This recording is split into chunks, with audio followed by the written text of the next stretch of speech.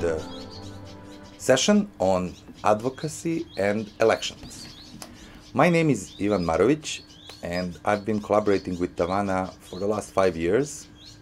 Before that, I used to be a student activist and organizer back in the 90s in Serbia, where I was together with my colleagues fighting against the regime of Slobodan Milošević. I was also one of the leaders of Otpor, which was the movement that helped bring down Milošević peacefully in 2000.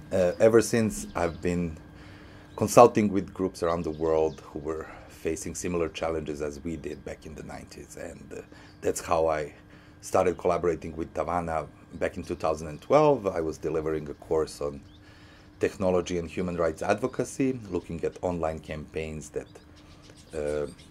human advocacy groups can launch. And in this particular session, we're going to look at the role of human rights advocacy groups in elections. So we know that human rights advocacy groups are an important part of the civil society, and they stress the importance of human rights. They work to expand the respect of human rights. And at the same time, we also know that elections are an important event in any country's political history. This is true both for democracies and for semi-authoritarian and authoritarian regimes. In democracies, it's pretty straightforward. The elections are a point where people elect their governments. In semi-authoritarian and authoritarian regimes, governments often conduct elections under unfree and repressive circumstances. In some cases, there is even ballot rigging. But that faking of democratic process is very important for them to, how shall I say, present their legitimacy. And this is why they stick to it, even if the elections are not free and fair. So they are important events even in countries that are not free and fair, free and democratic. So, to put it shortly, what is going to be the objective of this session? We're going to look at the role that advocacy groups can play in the election process, in the campaign and on the election day. And we're going to look at some of the options that are available to human rights advocacy groups when they face elections. So first, let's look at advocacy. Advocacy, as we know, ranges from all sorts of activities, like lobbying, campaigning, working with media to raise awareness about the issue that the human rights advocacy group is focused on. They're building coalitions and trying to influence policymakers to change their, either through changing of the laws or other government regulations and actions, to change their behavior when it comes to this particular human rights issue. But that is what advocacy usually is. Let's spend a minute on talking what advocacy is not.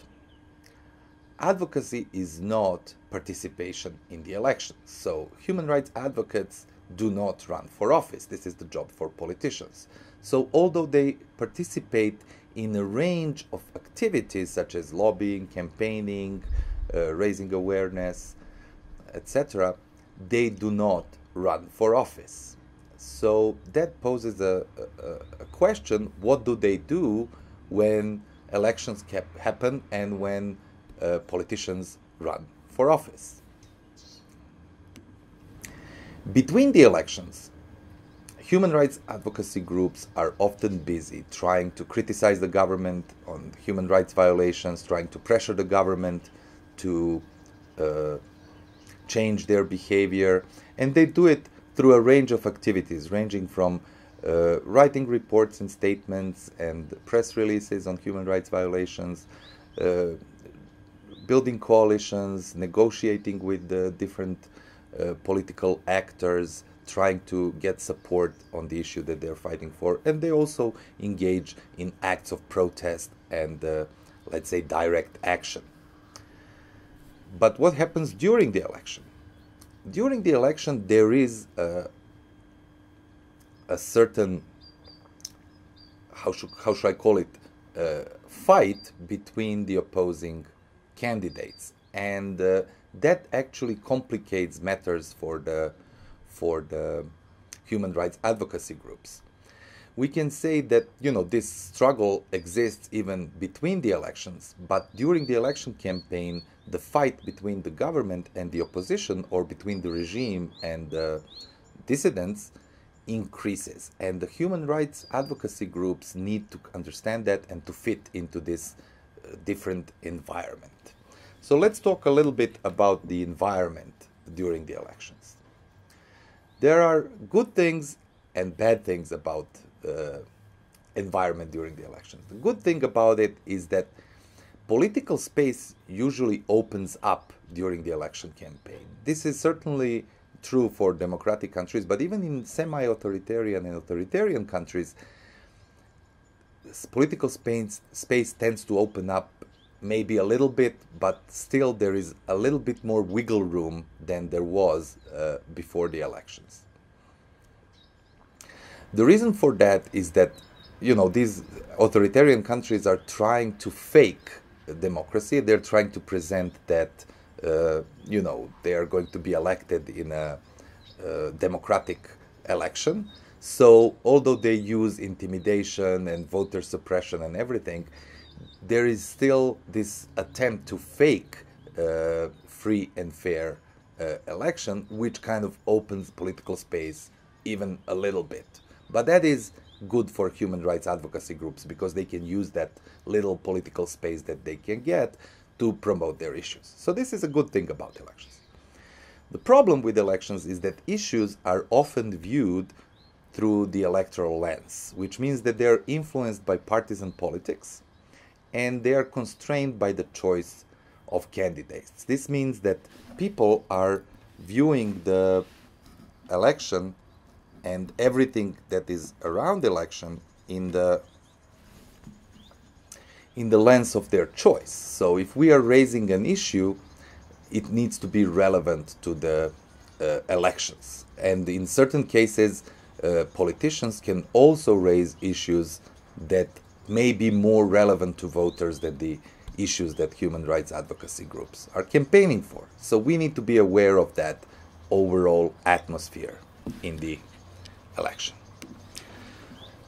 So once we have elections, advocacy groups are often faced with two main challenges based on what the environment is. First is how to remain relevant and how to even be influential during the elections, which means how to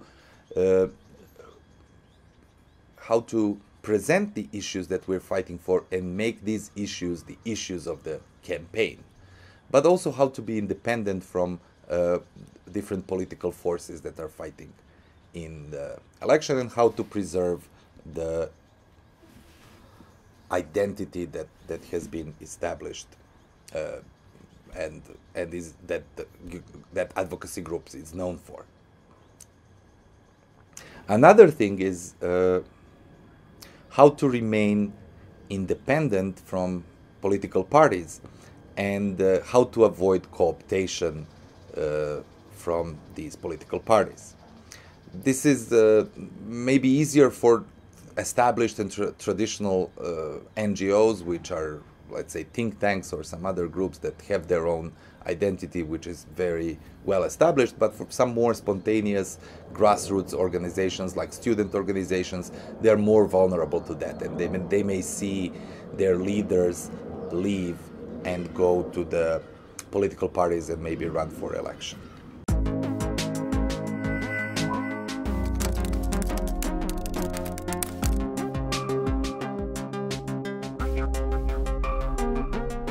So here are some of the options for advocacy groups in the election. First, And we're now, when we talk about options, we're going to lay out all the options, even those who maybe seem totally unrealistic. But, just for the sake of presenting the whole spectrum of options. First, advocacy groups may align with government, they may support the opposition, or they may try to remain neutral. Aligning with government is actually the most problematic one, and there is a certain group of NGOs that are aligned with government. They are called GONGOs, government-organized NGOs, and here I present the example of Nashi, which is a youth group totally organized by Kremlin. So they don't have credibility as NGOs. They are seen as proxies of the regime. So if the advocacy group decides to align with the government during the election, even if they are not seen as, if they were not seen as a government organized NGO, as a GONGO before the election, once they align, they will definitely be seen as one. So that is probably the most dangerous thing to do for any NGO, is to be seen as controlled by the government. Another option is to support the opposition, and that also creates certain challenges in terms of credibility, because they may be seen as, how shall I say, part of the political partisan opposition and not so independent. So, for instance, the example that I give here is Sumate, a Venezuelan advocacy group that was back in 2006 pushing for primaries to elect one opposition candidate in the elections, and when finally all the candidates withdrew from the race and supported Manuel Rosales, Sumate backed the opposition candidate Rosales in the election. So they were openly endorsing a candidate. And finally, the third option is to remain neutral.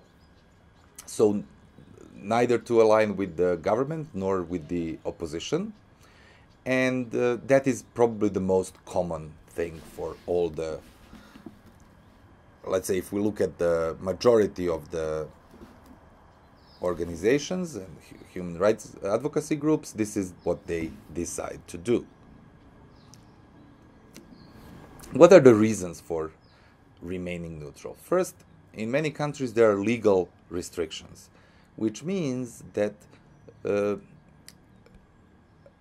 advocacy groups are not legally allowed to publicly endorse candidates or to support them financially or with resources. So this is certainly the case. For instance, if we look at democratic countries, this is certainly the case with Anglo-Saxon countries like the US, England, Australia, Canada. On the continent, in Europe, in countries like France, Belgium, etc., advocacy groups are allowed to endorse candidates and to support openly these candidates. They're even encouraged to do so.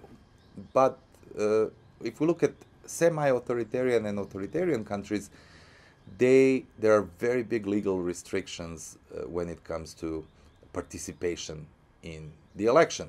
A recent case in Cambodia, like a few years ago, where there was an explicit law that was passed that prohibited organizations from getting involved in the election process is one example, but there are many examples which restrict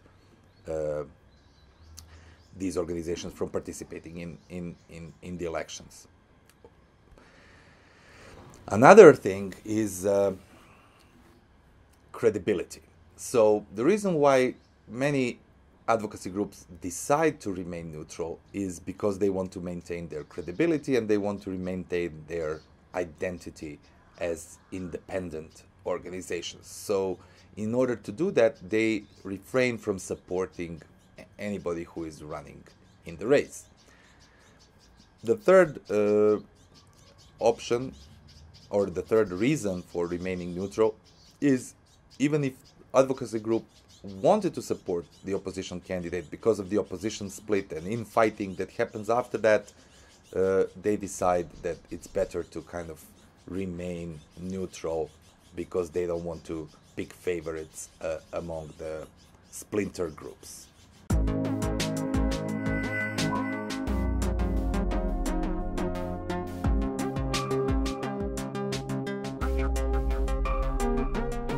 So when we look at these options, and when we look at especially the option of remaining neutral, the question is, if we as advocacy groups remain neutral, what can we do in the election? Does this mean that we are just going to sit it out and wait for the election to pass, or can we get involved in certain activities, although we don't support candidates and we don't get involved in their campaigns? And there are several potential activities that advocacy groups can get involved in, and we're going to look at each of them briefly. First is voter education. Second potential activity is to monitor election campaigns of all the candidates. Third option is to organize and conduct a GeoTV campaign. Another activity is to work on prevention of electoral fraud. And finally, in certain cases, advocacy groups go for the boycott of the election. So let's look at each of them. Voter education is an activity with the goal of getting voters ready, willing, and able to participate in the election. So that includes technical things like voter registration, checking electoral roll, that people are registered in places where this registration is done automatically. Then all the activities aimed at countering voter intimidation and voter suppression, trying to explain to voters that how they can actually vote with their free conscience, without being pressured by people around them, especially bosses in companies or regime stooges that have some sort of influence over them. And it is actually centered around the Your Vote Counts information campaign, which explains at the same time how elections relate to the issues that voters care about, but also how elections relate to the overall prospect of creating or expanding democracy. Why are elections important? Another potential activity, is to monitor election campaigns, which the goal of that is to provide impartial assessment of all the candidates and their election manifestos. And for advocacy groups that deal with a certain issue, let's say women's rights or environment or whatever it is, they can actually compare candidates and their manifestos on their promises related to that issue. They can challenge them openly on certain issues. They can ask them about their views on that issue, and they can inform voters about everything in the campaign that may be irregular, like for instance if the regime candidates get more space in the media than the opposition candidates, if there is restrictions on freedom of assembly, and certain candidates are not allowed to hold rallies, and everything that has to do with campaign. As independent and impartial, their voice will be heard and they will be credible. The third thing that they can do is to organize a Get Out to Vote campaign or GeoTV campaign. And the goal of this campaign is to increase voter turnout. If the advocacy groups decide to do that, they then reach and mobilize those voters who abstain from voting, who don't usually vote. And that is especially true for first-time voters, because first-time voters need to be mobilized, and all in all, the hype around the elections needs to be created, and that is going to result in greater voter turnout. Another activity is to prevent electoral fraud, or actually to avert or counter ballot rigging.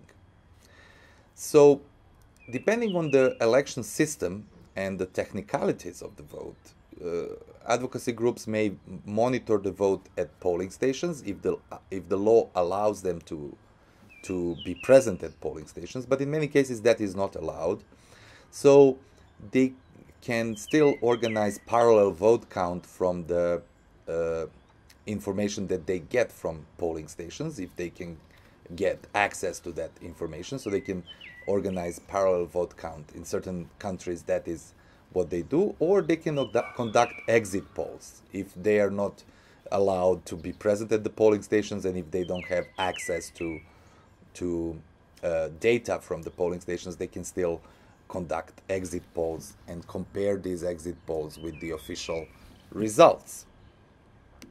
And finally, they can do an election boycott. If they don't see the elections as free and fair, they may go for that. The problem with that is that people want to vote. And even if the elections are not fair, a lot of people will want to vote. So explaining why we should boycott the election is going to be very difficult. This also needs to be coordinated with opposition parties, because if even a part of the opposition, of the political opposition, participates in the election, that is going to undermine the attempt to boycott the election.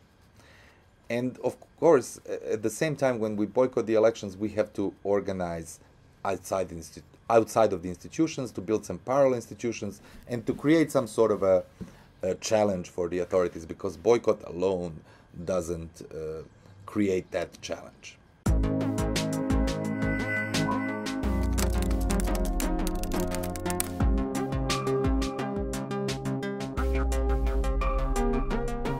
So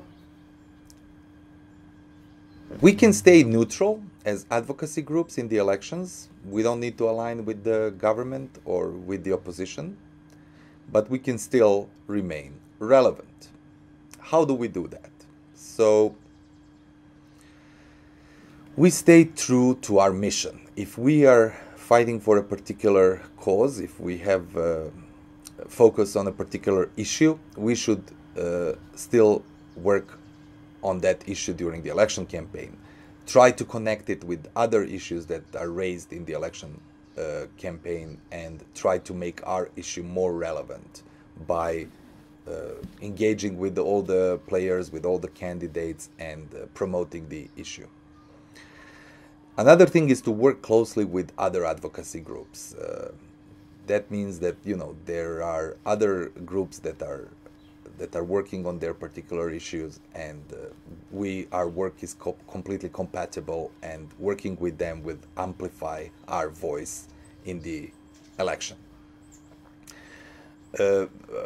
Related to that is forming of coalitions around issues. So anything that all the organizations that are fighting for the same issue or related issues can form coalitions and amplify their voice in the election campaign.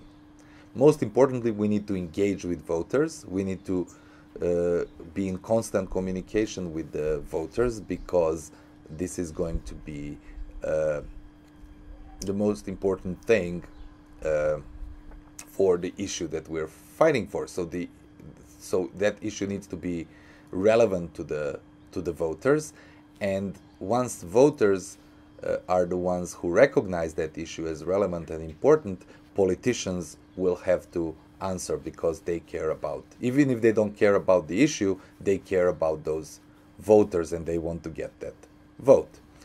And even if we're neutral, we can work with candidates. We don't need to endorse them, but we can debate them, we can talk to them, we can negotiate with them, and we can actually put our issues on the table, the issues that we're fighting for, and ask these candidates to respond.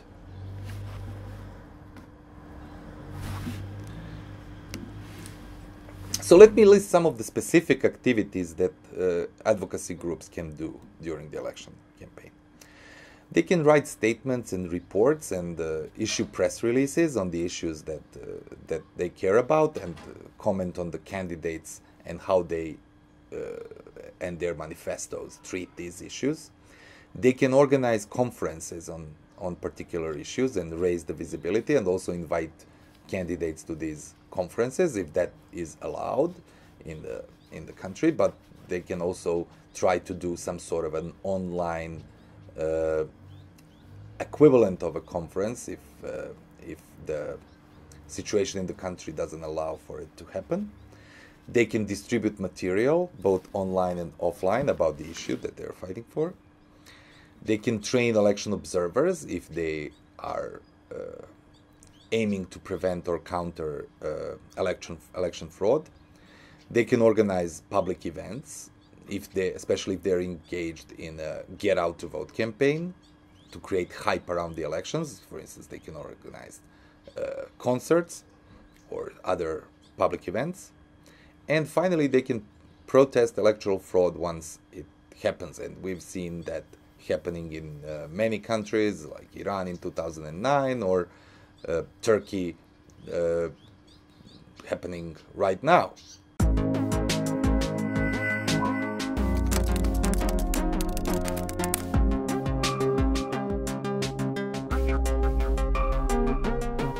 So I just want to give you an example from Serbia, and this is how we're going to end this session. In 2000, there was a range of different coalitions and organizations that participated in the election campaign aside from the regime and the political opposition. And these organizations did get involved in different campaigns and operations around elections that were mutually compatible. First, my own organization, Otpor, got involved in Gotovje, his finished campaign, which was a sort of a GOTV campaign, get out to vote campaign, but very negative. It was aimed at increasing the turnout of those voters who were already firmly anti-regime, but they maybe felt disillusioned because they thought that nothing could be done and that the regime is all too powerful. Apart from that, there was another campaign called Vremeje, or It's Time. This was more of a classic get out to vote campaign with a series of concerts and town hall meetings and other public events aiming to increase voter turnout, especially among young people, and aiming at people who usually didn't have much interest in politics to begin with.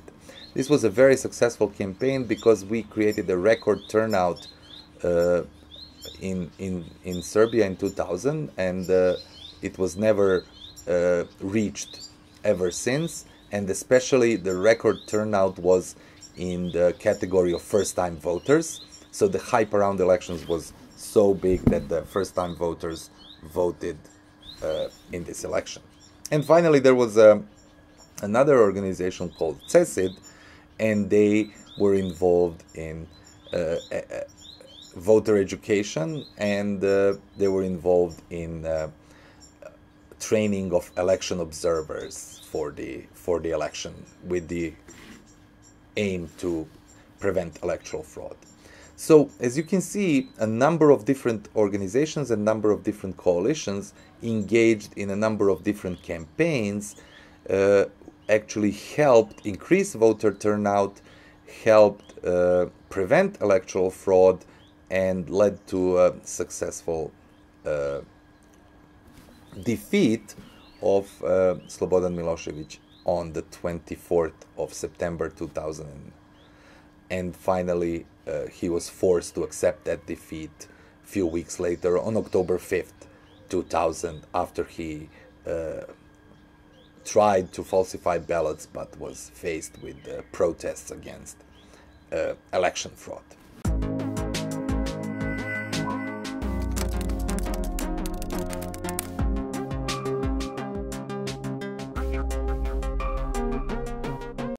So I thank you for your attention, and I would like to continue this discussion and maybe have some input from you and questions and comments about the things that I've raised in this session.